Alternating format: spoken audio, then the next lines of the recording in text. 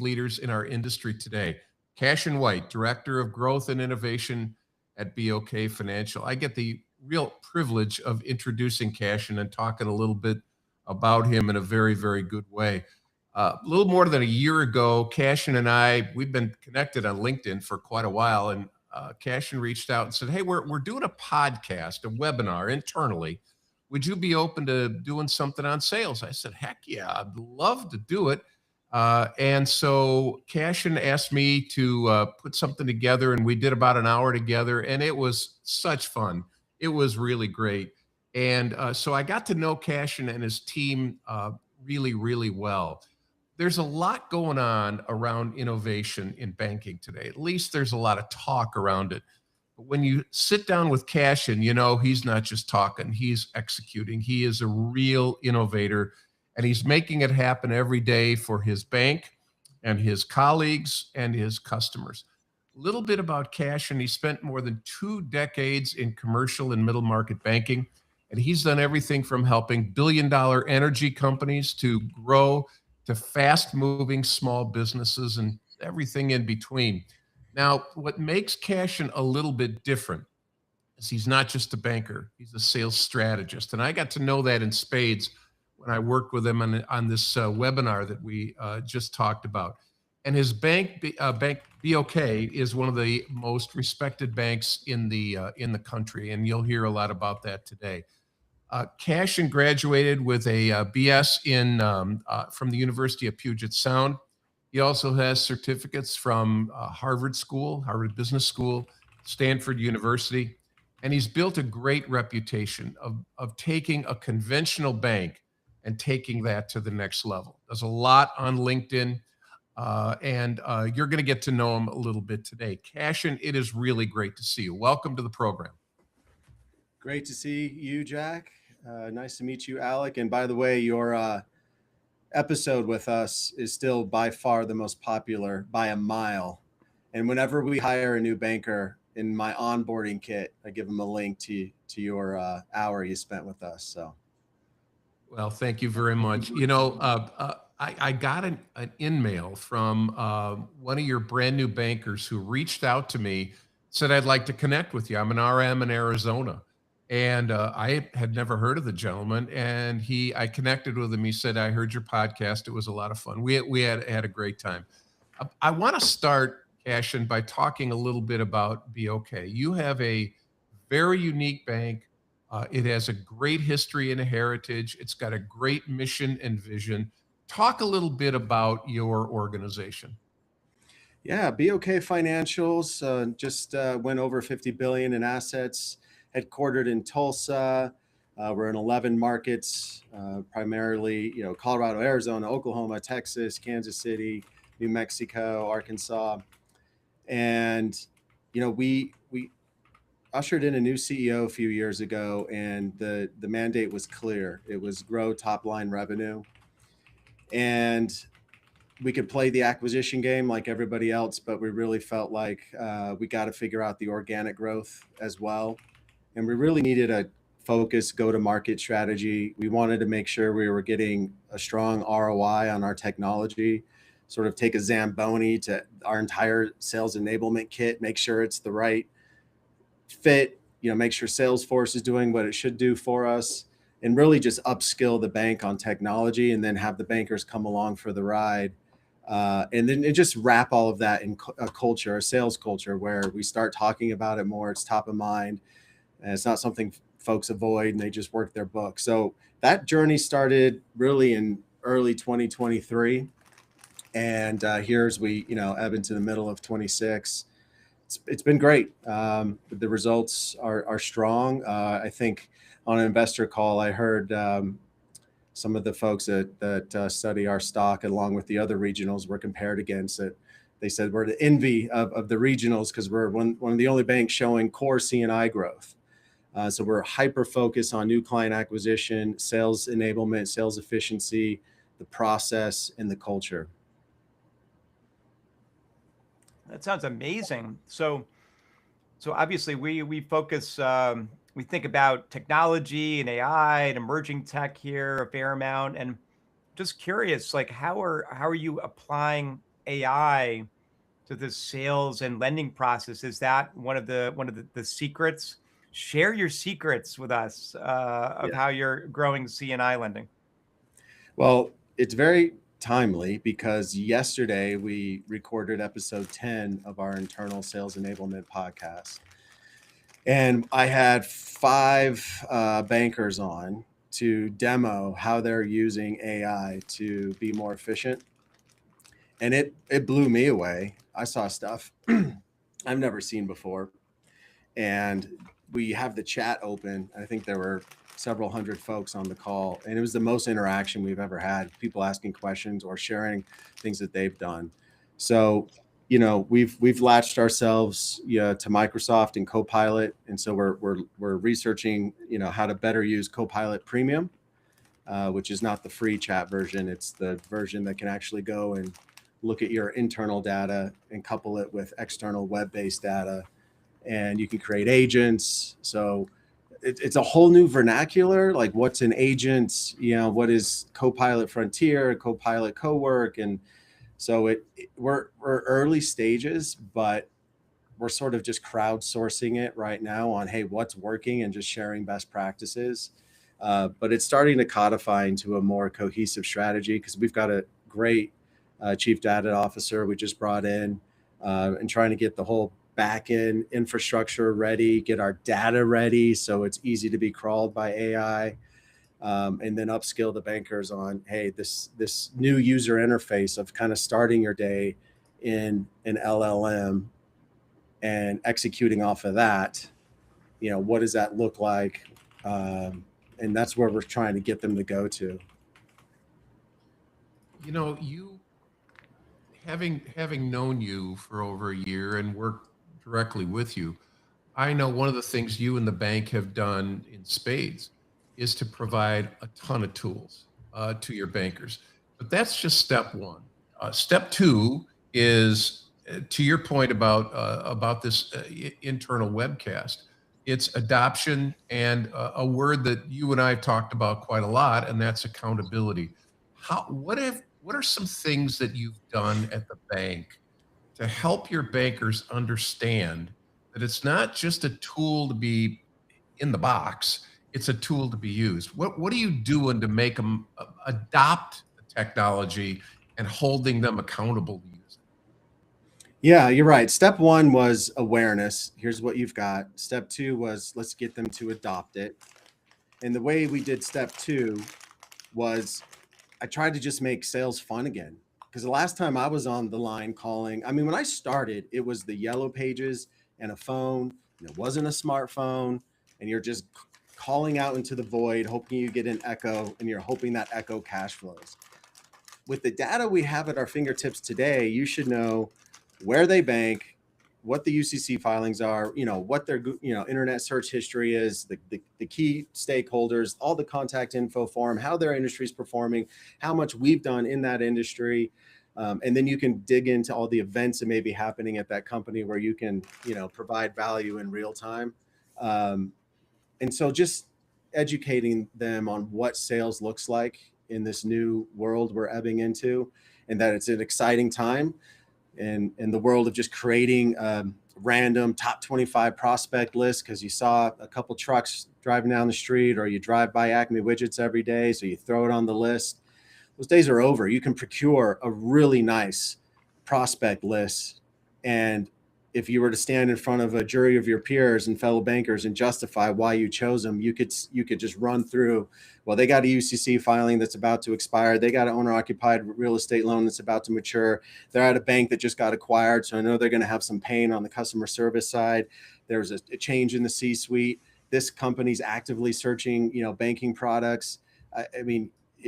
It's a brand new world for prospecting. You don't have to guess anymore. You know exactly where to go and exactly what to talk about.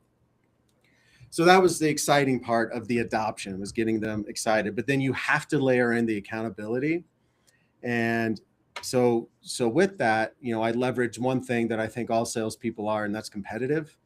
And we were sort of hesitant historically to do so any stack ranking, but we brought that back in vogue, and we show everything. So all of their Salesforce data, calls, all of the sales tools and usage thereof is put into an activity bucket, and then we compare that to their production. And we can talk to it and coach to it. I can see in my dashboard in real time if certain markets are behind pace, above pace. If they're falling behind on usage of a certain tool, I know where to direct my time and say, hey, I notice you're not using RelPro as much as Oklahoma is. You need me to come in and do a session with you and just make sure you understand how to utilize it.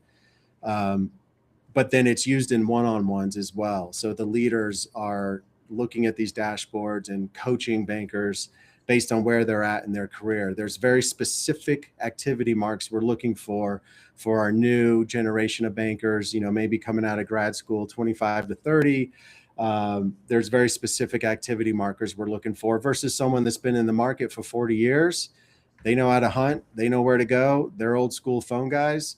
Very different activity metrics we're going to be looking for them. But we can see it all and hold everyone accountable all the way to the top of the house. Wow, that's amazing. Look, I think one of the things I think a lot about is risk management and compliance, being a chief risk officer for 14 years and having spent lots of time with regulators, regulatory teams here and in Europe. And I think one of the most important things to think about is how do I balance this need to use AI? Because it's no longer just, hey, this is fun. Like you need it for your job at this point. With the need for risk mitigation and kind of solid compliance at a bank, right? So it's unavoidable. Yeah. Yeah, we were pretty progressive when ChatGPT dropped in 22. We kind of let it ride. I know a lot of other banks shut it down. We let the general chat function kind of hang around for a little bit until we started to figure out exactly what this was going to become. And then that's when we decided to move. We want our searches, our prompts, our chats, our agents to all be completely secure on our servers. Okay, so that was step one.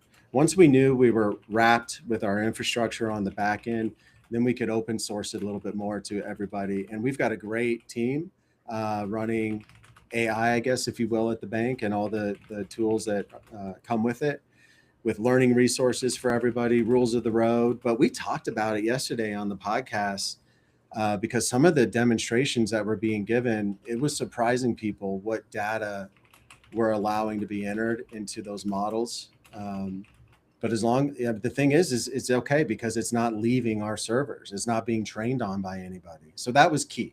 It's making sure it never leaves our ecosystem. And then, you kind of follow common sense rules, make sure there's no, highly private sensitive data that's being put into those models, like, social security numbers, tax IDs, dates of birth and whatnot. But if you're just looking at a good old P&L and balance sheet of a prospect or a client or whatever it may be, have at it. I want to come back to the question that Alec asked. It's an important one for community banking. You've got Cashin of the world over here, and Cashins of the world are driving sales, and they want engagement, and they want more leads, et cetera. And you've got the Alex of the world over here who are in risk, and they want to make sure that we don't lose the bank. What have you done specifically to work with IT and risk and compliance to make sure that they understand that revenue drives the train, but yet that you understand as sales folks that we can't lose the bank? What are some things you've done to kind of bring those two camps together? We were very vocal, and we've got 5,000 employees, I'd say, which maybe a fifth are frontline customer-facing employees that are driving our revenue as far as person-to-person interaction. The grassroots noise from that cohort was very strong to the executive leadership team, and we're very blessed with an executive leadership team that's thinking progressively about this. So, the gentleman that runs IT for us, he was quick to jump on it and say, we got to figure this out.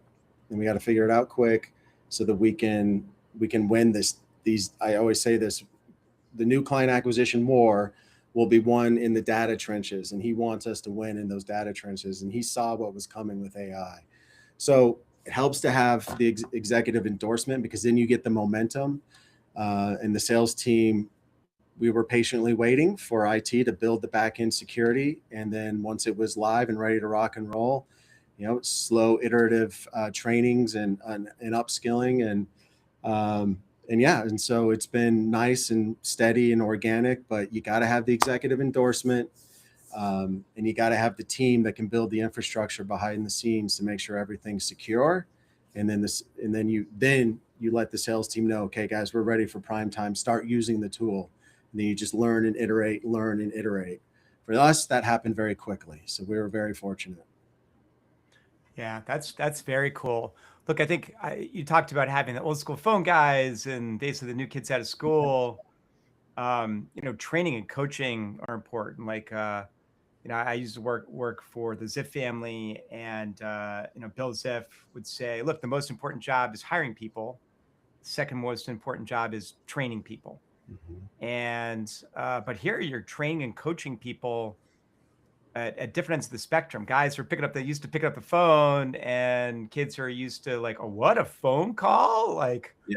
can I just send a text message or a WhatsApp? You know, so how do you deal with that, as well as kind of really promote the integration of AI into the tools and into their kind of daily workflow?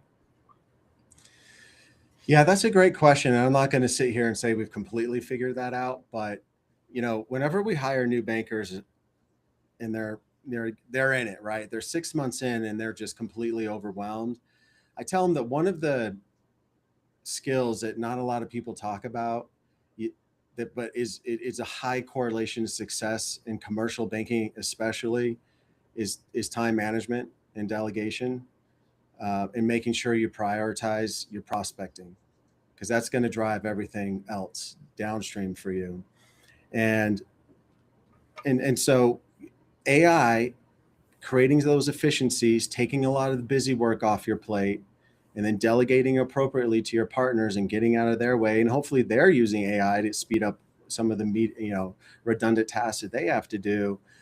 That's where we're seeing some immediate lift for our younger bankers, so they can carve out 1 to 2 hours every morning. And this is sacred time. It's just research and prospecting.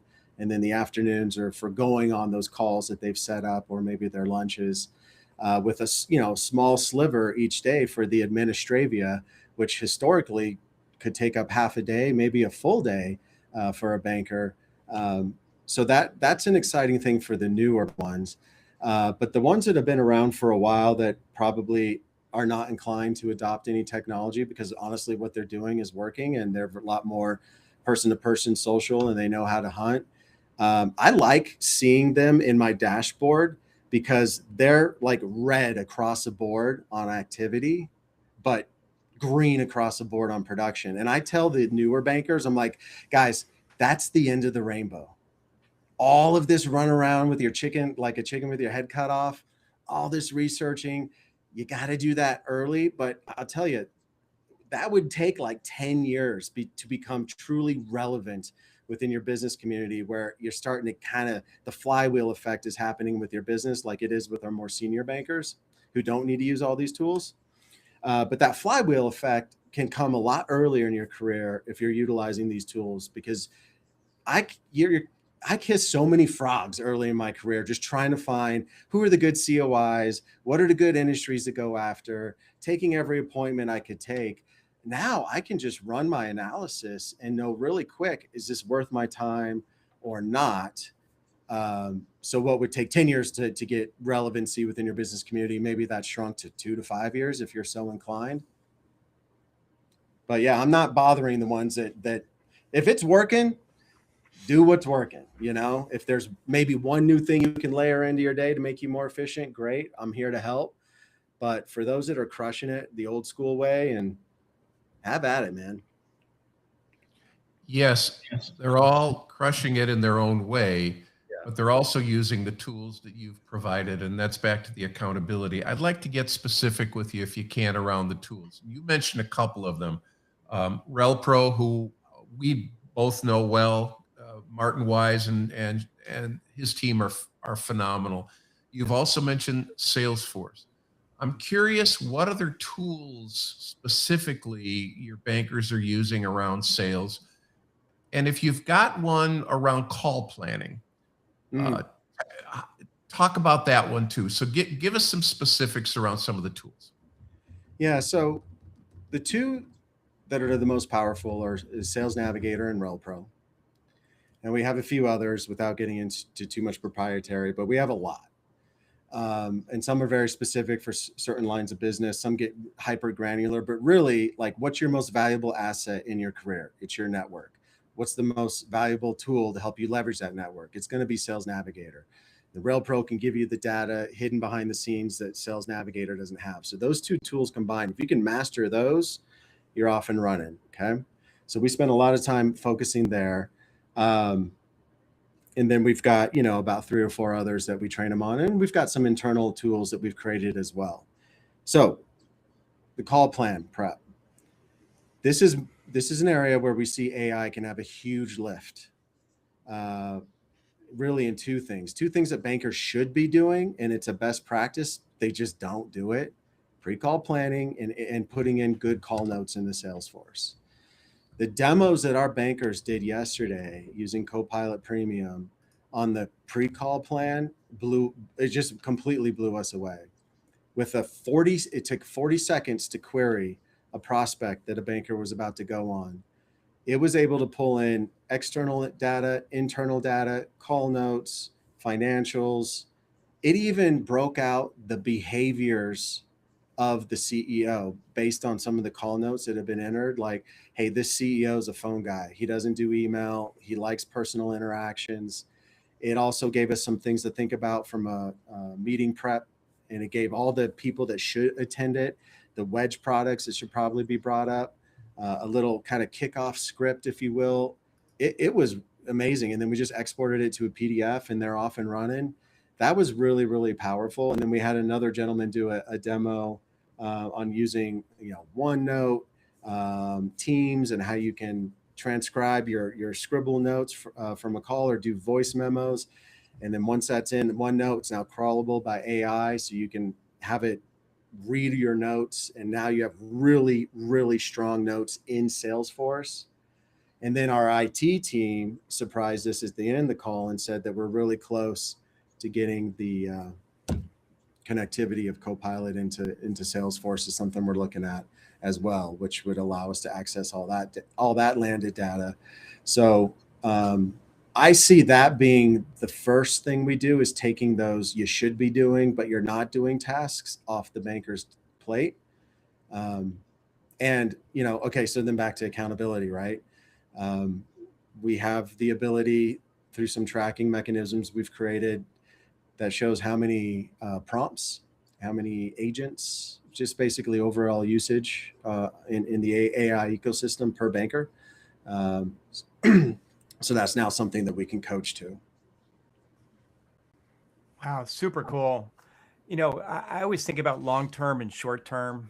In AI, it's, well, we've got efficiency today, right? Here's, Copilot, but then there's the long-term, where's the real ROI? Connect to Salesforce, or, we've got a bank in New Jersey that's automated their entire commercial real estate lending origination to closing process with the Veripath system, for example. Huge time saver there.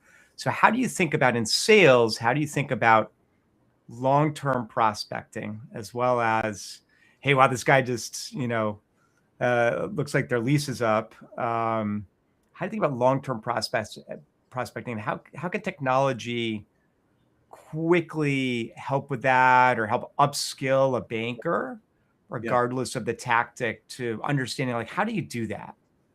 Yeah, that's a good question. And so I encourage the bankers to bifurcate their prospects into 2 pools. One is going to be event-based. Back to those events that I mentioned, they're at your prospects at a bank that's just been acquired, or there's a UCC or a deed of trust expiring, C-suite change, all the multiple different, events that may occur in a business's life where a banker can inject themselves and provide some value.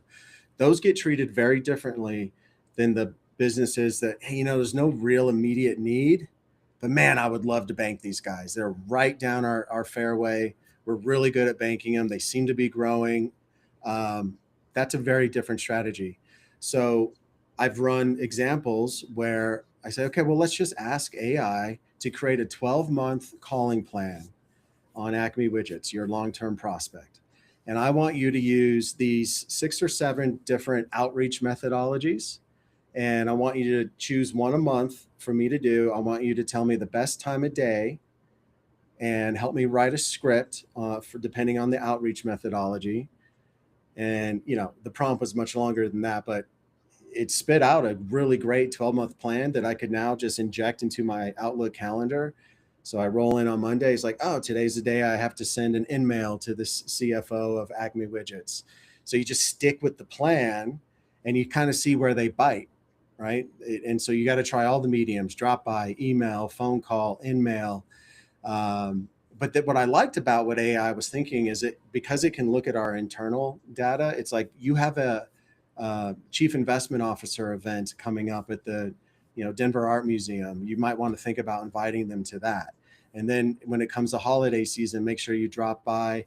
Here's some suggested gifts. So it kind of just lays it all out for you. If this is sort of your first time doing, like, okay, I'm just going to keep peppering this prospect and hopefully they respond in some sort of fashion. But if not, I am dedicated to 12 touches over the next 12 months, all of which will be recorded. And then they just got to be disciplined and actually execute on it. But that was a big eye opener for the bankers. And here's the real key to your success, Cashin, I think.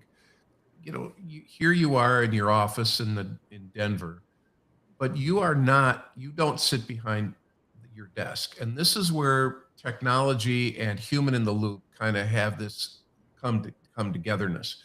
You're out in the marketplace a lot. What advice would you give to bank innovation directors, growth directors, revenue directors, people at your level that have provided all these tools? What advice would you give them about getting out and seeing your bankers getting out into the markets? Yeah, you can't just buy the tool, have a big post that, hey, we now have Rel Pro, and here's a video on how to use it. Mission accomplished. I mean, that's happened to me a lot in my career, not here. But a lot of executives feel good, like, hey, mission accomplished. We got the tool. We ran it through the whole vendor review system. It took forever, and now go use it. That's just not human nature, right? And so you have to be intentionally interacting with the bankers, teaching them skills in real time, sharing best practices, case studies on wins. I like to bring in the vendors sometimes themselves. We're very fortunate to have vendors that are always providing training as part of our licensing agreement with them. But they really like to hear from other bankers that have kind of cracked the code and figured it out. And I always tell them, I'm like, guys, I can train you till I'm blue in the face. You're not going to get it until you just get in and start clicking around. But then for the top performers, for it to really click, for it to move to a nice to have to a need to have, like I must be doing this, you've got to layer in that accountability. You got to put it in their strategic goals for the year. Maybe even, sometimes we're looking at how someone got their production. I can now see that. I can see whether it was work in the book or prospecting, and how they prospected and which tools they use. So the dashboard we created, it's called the engagement. It measures engagement in the sales process. So you got to have the data. You got to be everywhere that you possibly can. And I'm a one-man shop. So for the C&I team, each line of business has their own sales enablement. We got a wealth person, we got a consumer person that runs sales enablement. But for me, C&I, we got 180 calling officers in 11 markets between business banking, commercial, and corporate. And man, it's just pushing a boulder up the hill all the time. And if I take my eye off of it, that boulder slams back down and everyone falls into their old habits. And then Jack, this is something that you always talk about. You got to get executive buy-in. So if the top of the house is asking their lieutenants, hey, how's it going with Sales Navigator? I'm not seeing high engagement. If they're looking at the same data, then they'll say, oh gosh, okay, top of the house is looking at this. I'm going to be held accountable to it. We need to make sure I'm engaged in discussing it in our sales meetings, discussing it in our one-on-ones. So it's top of mind. So it's not just a one-man shop out here running around telling people to use tools. It's a team approach. But then once the success stories start pouring in, it's like wildfire. Everyone's like, okay, like that guy just brought in and brand new relationships, going to be, $500,000 in new revenue to the bank. And we plaster it on our intranet for everybody to read how they did it, the tools they use. That really gets people. Then you get the FOMO, right? It's like, maybe I should be digging into Sales Navigator a little bit more, or using AI to be more effective. So, yeah, totally makes sense. Yeah. So, like, I'm a big culture person, meaning corporate culture. Like, what is it? People showing up early for meetings, late, but it's more than that, obviously, right? I'll tell you a story. When I started at Lord Abbett, which is a mid-size asset manager based in New Jersey, I asked the CEO and my future boss, Bob Gerber, the chief investment officer, the same question in different rooms, by the way. I was like, tell me about the culture of Lord Abbett, right? And basically they told me a story about how the most important thing was the customer, right? And the customer experience, and got to make sure that when we're, and they gave a very specific, they both gave a very specific example, which was, look, when we come up with a new investment product, and at the time they had 47 investment products, the first thing they do is ask, should a customer invest in this, right? Is this a good idea? Then they ask, can we do a good job at this investment, meaning managing stocks or managing bonds or whatever it is. And then they ask, do we have the talent to do it? In that order. And by the way, if the customer shouldn't invest in it, like, I don't know, a new ETF of cryptocurrency that's not Bitcoin and Ethereum, they didn't do it, right? That was it. So really important part of the culture. And that's why I ended up working there, right? It's like, oh, customer first, awesome, I'm in. Because I'm a risk guy, I'm a compliance guy, and I want obviously what's best for the client. So think about culture where you are, Cash, and like, it's got to be driven from leadership. Like, what are some of the kind of cultural imperatives there that you think others can really learn from and think about? Yeah. So when you say culture, it comes from a lot of different sources. Again, it's got to come from the top down. If they're talking about it, everyone all the way down to the bankers will be thinking about it and talking about it. We intentionally rolled out professional sales training, coupled with everything else that we're doing with the internal trainings. So they're going through it. It's 2, 3, 4 days in a classroom, learning old school sales tactics with a new twist in the technology world we live in. We've got the internal podcast. We have all the success stories that we're pushing out. You have to make it unavoidable. And then it starts to become a real big discussion piece. Because people like winning. And so you want to create a culture where, hey, my boss tells me to tell everyone that I meet for the first time, I exist to help you make more money. Right? Like, and that's okay. Like, yes, we are here to have our customers thrive, our bankers thrive, and we want both cohorts of customers and bankers to have the best tools available in order to achieve their goals. And that just really drives a lot of our culture. The bankers feel supported. They feel excited. I love interviewing bankers because I always ask them, well, what do you have where you're at? What tools do you have? And I'm really excited how far ahead of the curve we are, and how focused, because now when I go and visit market to market, I see bankers in breakout rooms doing like a calling session together. The water cooler conversations change from, did you see that Netflix show, to, hey, how did you use Copilot to do that prompt again? I'm hearing and seeing all this in real time because it's fun, it's new, it's exciting. The last time something this exciting happened in our industry was, the internet, um, which this is much more exciting than the internet, right? Like you can use AI today and really become highly functional.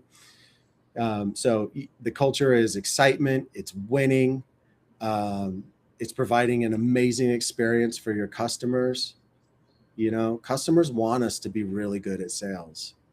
You're not coming off cheesy or snake oil salesman. You're coming off prepared, professional, intelligent, informed, curious, um, and they have confidence that you, along with them, are going to be able to make some very difficult decisions about the future of their company.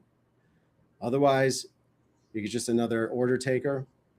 You're going to be talking about price, and you're just delegated to the large swath of vendors that they work with. I know, Jack, you don't like the word trusted advisor, and we're moving more to like strategic partner.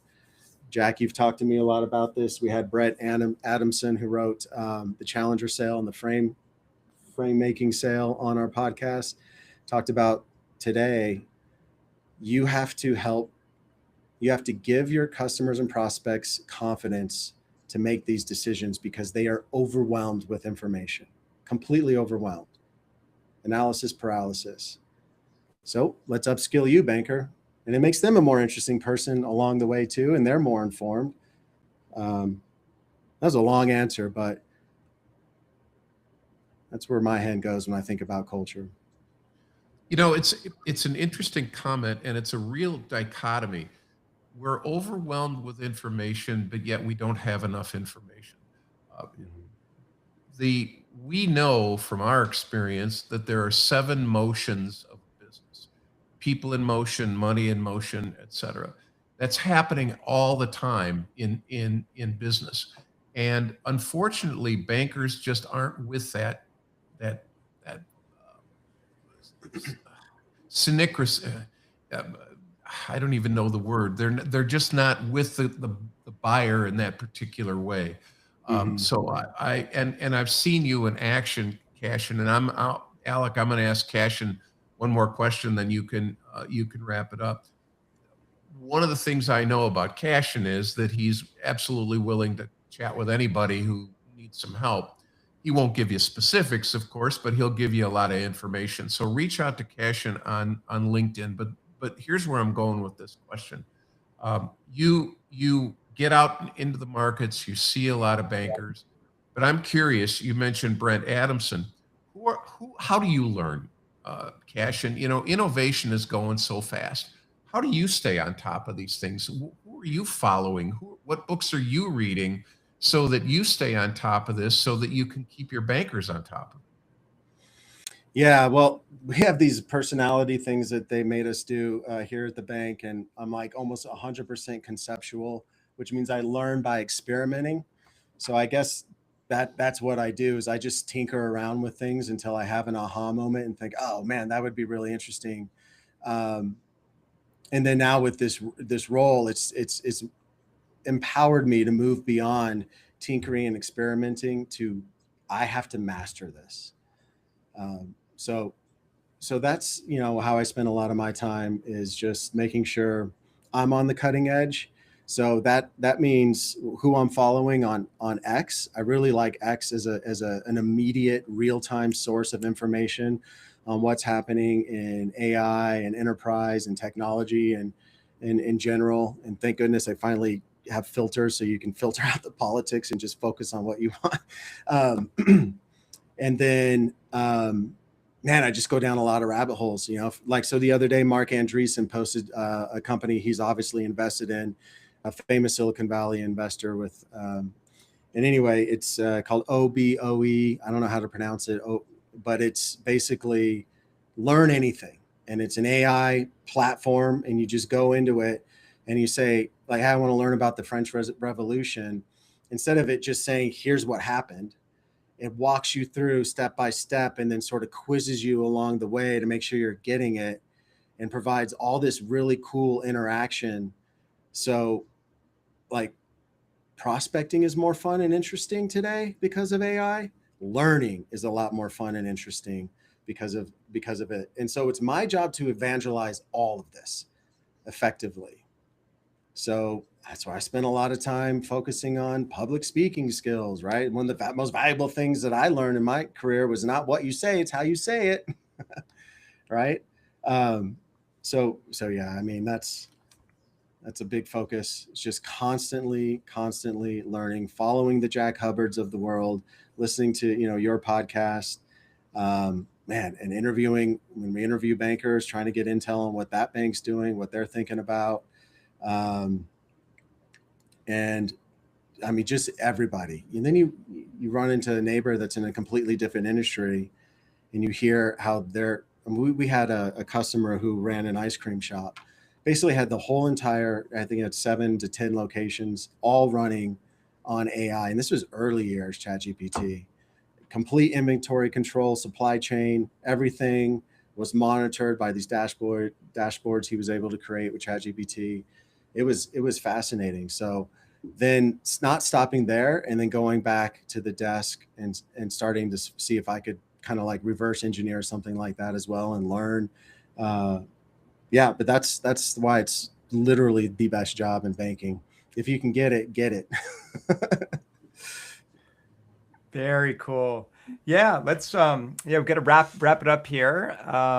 So kind of last question would be, what are you really excited about through the balance of the year? And it could be technology or something different. Hopefully not fish concerts in Las Vegas. And then the second part would be what's a little scary. What are you kind of worried about through the balance of the year? I'm excited for a couple things. One is, that the sales training that we're putting the bankers through.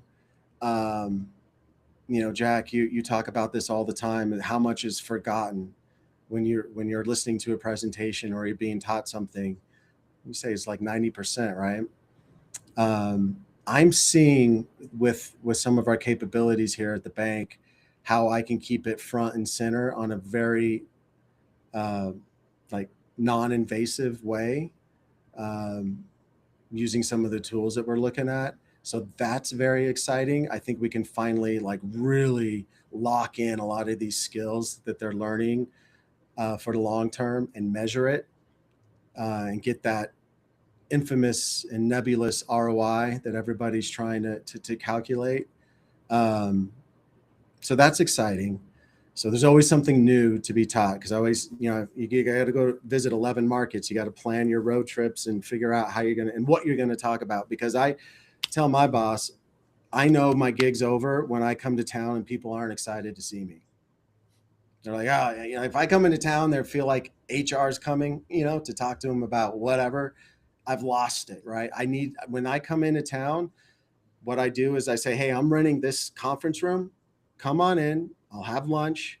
Let's just all chat, open up your laptops, and let's dive in and start playing around and do some live demoing with each other and learn live. These rooms hold 30, 40 people. They're standing room right now. And that's not just because of me. It's just the environment we're living in is a really exciting time, and no one wants to be left behind. And we're really giving them an opportunity to upskill. So that's what I'm super excited about, is kind of just bringing it all together and making it more accessible via AI. Things that worry me, honestly, man, all this fraud happening. I got a fraud email today from my dad saying that he approved this $50,000 invoice to get paid on his business, which, it's like, it looked legit. And our customers are just getting bombarded by this fraud. So that's the downside, right? Like the bad guys are going to upskill with AI, and the good guys are going to upskill with AI. And that's a real big battle in the banking industry. I think Jamie Dimon talked about it at length, especially in his investor letter. So that's something that we're keeping our eye on, and it's a nod to you, Alec, risk and compliance, right, man? I mean, if we're going to stub our toe, that's where it's going to be. So yeah, that's what I'm thinking about lately. Yeah, no, those are great themes. And I think, the fraud theme, totally agree. Like it started with, some deep fakes of, CEOs, like the deep fake CEO called the CFO up. Hey, I need wire 18 million bucks over here. Okay, boss. Right. Like, and a lot of that right now, the best we can do is kind of training, just making people aware, like that could be a deep fake. There was actually a pretty big near miss last year. It's almost a $25 million wire, and the CFO is a little suspicious. A bank whose name you would know. They said, "Hey, boss, what was the book you recommended to me yesterday?" Obviously, that was it. The guy hung up the phone, right? Like, but he was literally minutes away from a big wire, right? So don't make it by accident, right? Like have code words and have secure messaging channels. All that stuff is going to be super important. And before, I'll give you an example. Before my CFO pays any invoice, we both look at it and go, "Is that real? Like who charged that?" Right? Oh, did Joe charge that? Let's go talk to Joe and make sure that's real, right? Like, it's a pain. Like, you should hope that just every bill you get is something you have to pay, but that's just not the truth right now, unfortunately. Yeah. Anyway, this has been Cashin White. Thank you so much for coming on the show, Director and Growth of Innovation at BOK Financial. Fabulous show. Thank you so much for coming. Yeah, thanks for having me. All right, take care.